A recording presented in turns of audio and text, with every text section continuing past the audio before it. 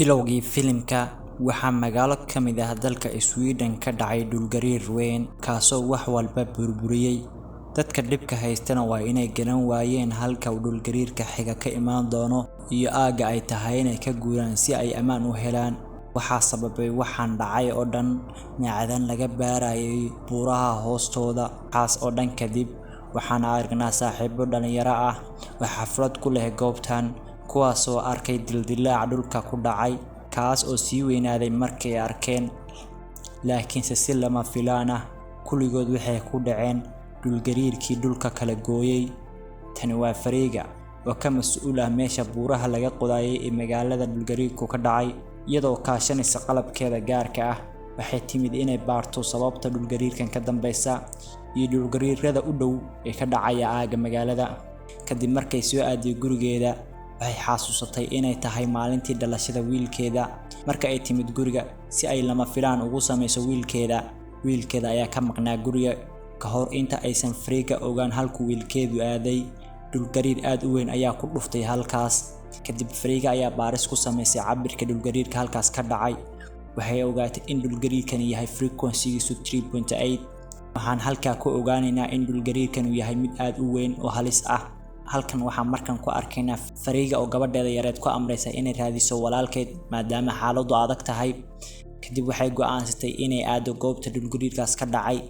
Isla markii ay guriga ka soo baxdayba, eegan ayaa si aad u qeylinaya sida aad moodo inuu og yahay in halkan khatar weyn ka imaanayso. Fariga way iska indhatirtay waxa eegan uu ku qeylinayo oo waxay gaadhay aagii la qodayay ee dhulgariirku ka bilowday. Sababta ah ma jiro qof uga aqoon badan buurahan. Fariga waxay mas'uul ka ahayd amniga goobtan dhulgariirku ka dhacay muddo dheer.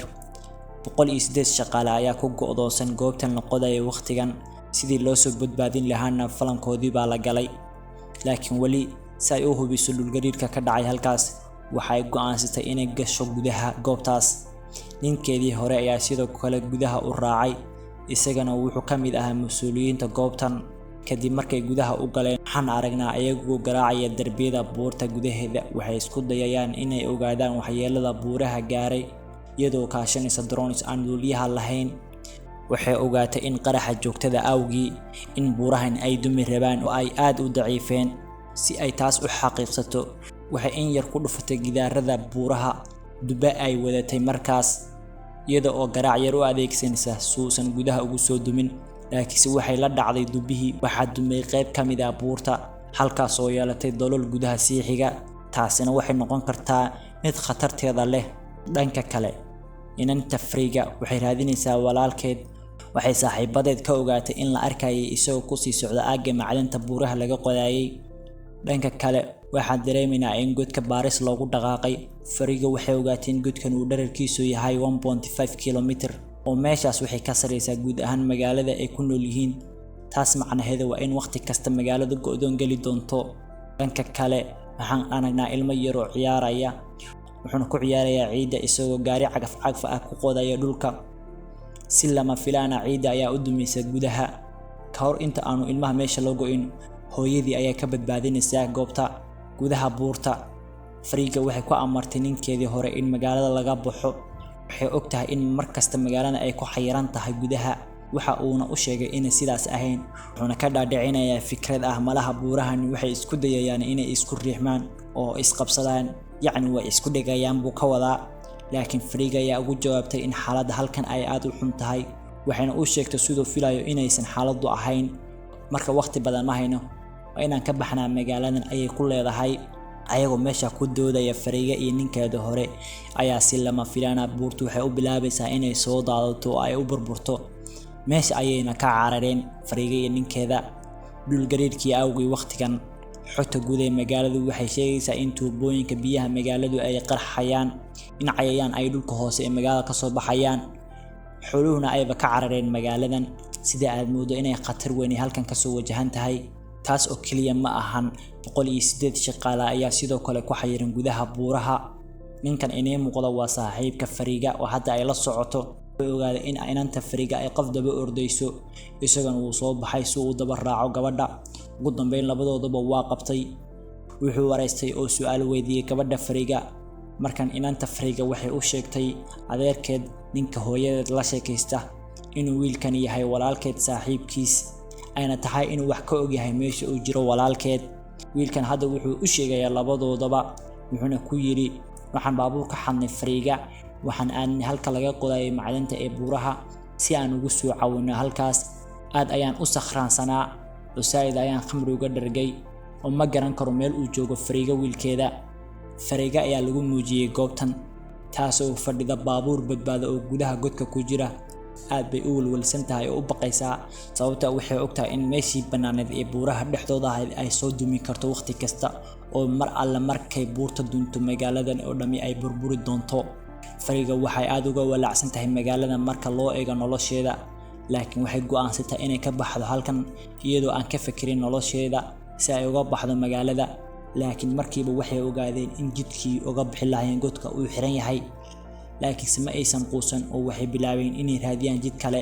socod dheer kadib waxay heleen jid kale oo xiran. markan Fariga waxay heshay god yar oo dhagaxyada dhexdooda ah. waxay go'aansatay inay halka ka baxdo iyadoo ka dhiganaysa godkan wado. aakhirkii way ka soo baxday Fariga wadadii yareed ee dhagxaanta. hadda waxaa soo galay ninkeedii hore oo raba inuu ka soo baxo meeshaas, wuxuuna dhib badan kala kulmay sidii uga bixi lahaa meesha yar oo ciidhiga ah. Fariga waxay qaadatay go'aan markuu ka soo bixi kari waayay. madaxa ayay kala dhacday birsuu u suuxo oo meeshaas uga soo saarto. intaa kadib asxaabtii kale Fariga waa soo wada baxeen waxaana haray qofkii ugu dambeeyay oo ah saaxiibta Fariga, taas oo marka isku dayeysay inay soo baxdo oo cagta la gashay dhagaxyo yaryar wayna ka soo saarsan weyda cagta. Fariga in badan ayay isku dayday inay soo jiido oo ka soo saarto, laakiin dhagxaanta ayaa dhaqaaqay oo dhagxaan ayaa ku soo dhacday gabadhii halkaas ayayna ku dhimatay. dhanka kale waxaa halkan lagu tusayaa saaxiibka Fariga ninkii hadda la socota iyo gabadheeda kuwaas oo yimid aagii caruurta ku caweynaysay markii dhacdadu dhacaysay bilowga filimka. dilaac weyn ayay sidoo kale ku arkeen halkaas kaas oo ay ka maqlayaan dhawaaqa telefoon. waxay arkayaan telefoonkii la wacayay oo goobtaas yaal. kadib inanta Fariga ayaa wacday walaalkeed telefoonkiisa, laakiinse telefoonkiisu ma dhicin markaas. dhanka kale halkan waxaana laga tusayaa Fariga oo godkii khatarta badnaa ka soo baxday. haddana aad bay u shoogsan tahay sababtoo ah waxay weyday saaxiibteed ugu qaalisaneed oo halkaas ayay ku dhimatay. ugu dambeyntii dadkan ayaa ka soo baxay buurta iyo khatartii aad ku halista badneed. waxaana Fariga soo wacay gabadheeda taasoo u sheegaysa inay joogto goobta dhulka ka kala go'ay halkaas oo wiilkeedu yimi goortii ugu dambeysay, ayna u sheegayso inay suurtagal tahay in halka ku jiro. kadib markii dhigaysatay Fariga ayaa u sheegtay gabadheeda inaysan aadin dhankaas iyo magaalada sababtoo ah magaaladu way dumi kartaa waqti kasta. magaalada dhexdeeda digniino ayaa laga shiday iyo inay dadku isaga baxaan magaalada. isla markii digniintu dadka wada gaartay qalalaas ayaa ka bilowday magaalada.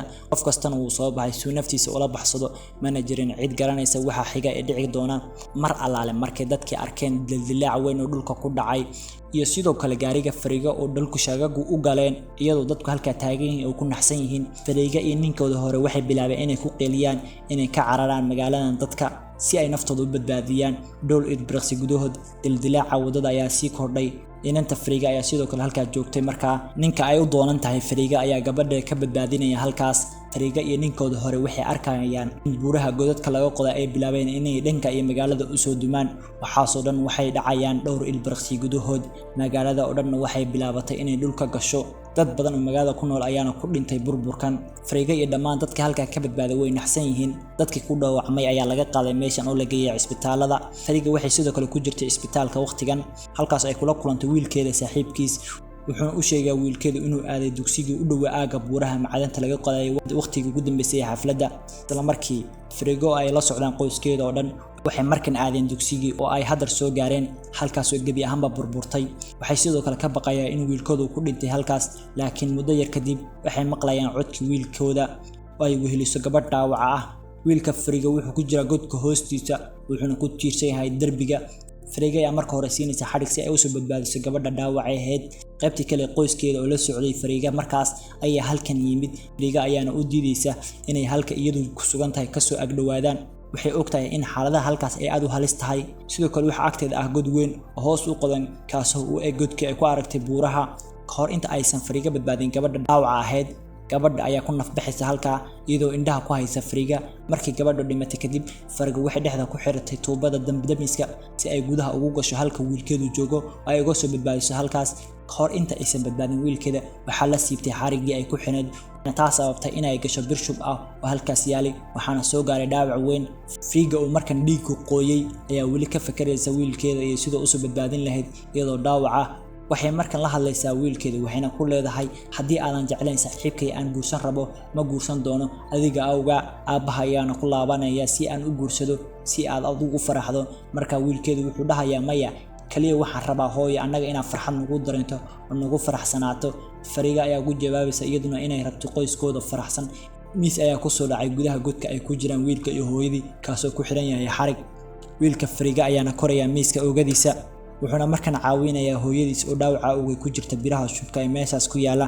dhanka kale gabadheeda ayaa sidoo kale soo gashay oo timid godkaas si ay u badbaadiso nolosha hooyadeed labadoodaba inay ka soo saaraan hooyadood meesha ay lugta la gashay markay ka soo saareen kadib wiilka Fariga ayaa ka baxay goobta si uu soo badbaadiyo ama kor ugu soo qaado hooyadii gabadheeda ayaa miiska ku booday oo gacanta soo qabatay hooyadeed si ay iyadana u soo fuusho goobtaas Fariga ayaana ugu dambeyntii miiska korkiisa soo fuushay oo ku soo booday miisaanka miiska saaran ayaa aad u kordhay filadii miiskaas ay fuulsan yihiin haysay ayaa sidoo kale soo dibicday Fariga ninkeedii hore baa qabtay filadii si uu badbaadiyo Fariga iyo gabadheeda waxay jirtay filo koronto oo meeshaas ku dhaganad ugu dambeyntii ninka xariga hayay halkaas ayuu dartii ugu dhintay Fariga ninkeedii inta aysan naftu ka bixin waxa uu la dardaarmayaa saaxiibka Fariga waa ninka hadda ay la socoto Fariga inuu daryeelo caruurtiisa inta ka dhiman noloshiisa intaas kadib waxaana la tusayaa in halkan soo gaareen kooxdii gurmadka kuwaas oo dhammaan dadka ka soo badbaadiyay goobtaas laakiin dadkan waligood ma ilaawi karaan dhacdada halkan ka qabsatay waxaana sheekada filimkan ay ku dhamaanaysaa halkan wadaawada haddaan nala soo gaartay ilaa dhamaadka fadlan nagu soo biir oo subscribe noo saar channelkan like na muuqaalkan saar si uu dad badan u gaaro mahadsanid